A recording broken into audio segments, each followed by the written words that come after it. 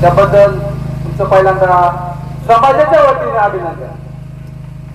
कारण काय आले, एवढी लोक गोरेगावलाच राहतात समाजाची. याकडे सांगितलं म्हटले गोरेगावला जेवढी लोक राहतात आपली, एवढी जर आली असती तर जागा पडली नसती. हे खेळायची बाब आहे सर. आता आपला विषय आहे ते 8वा विषय आपण घेऊन चाललोय, याच्यात ते किती पूर्ण होणार आहे मला वाटत नाही तर हे पूर्ण होतील म्हणून. का तर आपलीच लोक राजकारणी लोकांच्या संगतीने या मनवादी सरकारच्या बरोबर काम करतात आणि त्या काम करण्यामुळे त्यांचं हात बरबाडलेले त्यामुळे ते खूप जात नाही. आपण बस उपोषणाला बसतो, रात्री सोडून देत उपोषण रात्रीच सोडलं जातं. आणि आपण खाल्ल्या आपल्या पोरांना, तुम्हाला खोट नाही सांगत, मी 5 दिवस त्या सेंटर किचनला काम केलंय. 5 दिवस 300 रुपये रोजाने मला काढून टाकलं. का काढलं तर मी भोपळा खराब होता म्हणून मी बोललो तर मला काढून टाकलं. खरं कसं वाटत पण त्या सेंटर किचन चालवण्याला विचारा. विषय असा आहे की आपली लोक आपली मुलं शाळेत शिकतात म्हणून काय आता नको बाबा सर माझ्या पोराला त्रास देतील, शिक्षक त्रास देतील म्हणून कोणी बोलत नाही. हे बोललं पाहिजे. कारण का आपली मुलं आज विष खातात, सोडा टाकला जातो. मित्रांनो तुम्हाला खोट नाही सांगत, एक साईडची चपाती कच्ची असते.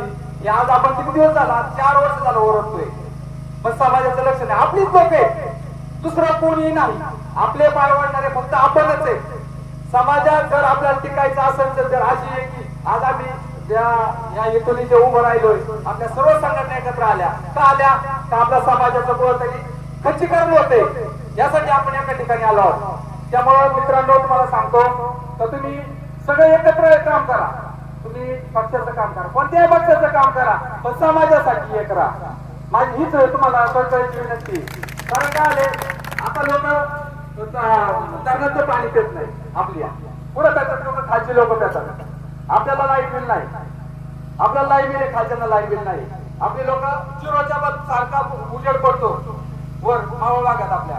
तुम्ही मला सांगा त्या लोकांना बिल आहे, खालच्या लोकांना बिल नाही. एका गावचं बिल एक माणूस शेतकरी भरतोय खालचा, म्हणजे एका गावचं बिल एका शेतकऱ्याचे माफ होते खालच्या पूर्व भागातल्या. आपल्या शेतकऱ्याला आपल्या घरातल्या लोकांचं लाईट बिल माफ करायला काय होतं. दुसरी एक गोष्ट अशी का आपलं पुनर्वसन होणार आहे. किती वेळा तुम्ही कागद गोळा करणार हो? 20 वर्षांनी तुम्ही 25 वर्षांनी तो कागद माणूस कुठून आणून देणार आहे तुम्हाला? सांगा मला, कुठून आणून देणार? तुमच्याकडे कागद जमा केली.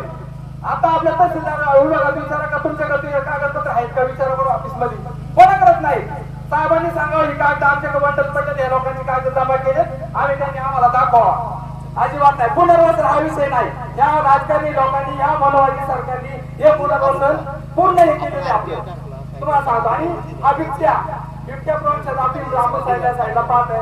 आपल्या इकडे तशीच परिस्थिती. आपल्याकडे पूर्वी बिबट्या होता, कोणता होता? पट्टेचा वाघ होता. आता हे मोदीचे बिबटे आले, मोदी बिबटे. हे बिबटे थांबले पाहिजे, आपण इथं घेतलेलं पाहिजे. तुम्हाला मित्रांनो सांगतो, आपण ह्या गोष्टीवर पूर्णपणे विचार करा. आणि आज जर समाज एवढा जमा झालाय त्याच्यापेक्षा जास्त समाजाने आज नाही तर नाही पण पूर्ण दिल्लीपर्यंत पोहोचले पाहिजे. आज आपली एवढी लोक पाहिजे आपल्या रस्त्याने चालतात, कोणी विचार करत नाही. सरकार हा विचारच करत नाही. सरकार, कारण याच्या मागे आपलीच लोक आहेत. आपले जे 25-26 आमदार आहेत त्यांनी काय केलं पाहिजे, कोणी बोलत नाही. तेव्हा मी सांगतो आज ते आपण उभा त्या ताकदीने पुन्हा पण उभं राहूया. आणि हे जे आपण मागणी करायचे पूर्णपणे पाठीमागे लागून पाठपुरावा करून या मागण्या आपल्याला पूर्ण करायच्या. आणि सेंटर किचन हे तर बंद झालंच पाहिजे. ही सर्वात मोठी आपली मागणी, आपली सर्वात मोठी सेंटर किचन 20 बंद, सेंटर किचन बंद करायचं ही मागणी. कारण आपला प्रकल्प अधिकारी आज रानभाज्या इकडे वाटप तिकडे फराळ वाटप हे चाललेलं आहे, हे थांबलं पाहिजे. आपल्या लोकांना कोणतीही स्कीम नाही. तुम्हाला माहिती सांगतो, तुम्ही मला सांगा जर एखाद्या माणसाला एकच म्हैस आहे तो चिलिंग प्लॅन टाकील का त्या तालुक्यात वर पूर्व भागात आपल्या पश्चिम भागात टाकील का चिलिंग प्लॅन? तर तू कोण आणून दे. इथं काय केमिकल तुझं होतायचं का? सांगा बरं. तांदूळ सुद्धा तसंच चालेल. तांदळाचे आम्हाला का तुम्ही ब्रँड बनवायला सांगा ना. तुम्ही तिथं काहीतरी उद्योग करा ना. ते काय नाही. दुसरं रानभाज्या पावसाळा संपल्यावर रानभाज्या चालवतात का? हा बरं, पावसात रानभाज्या चालवतील का? म्हणजे हे थांबलं पाहिजे कुठेतरी किंवा लोकांनी जागरूक झालं पाहिजे.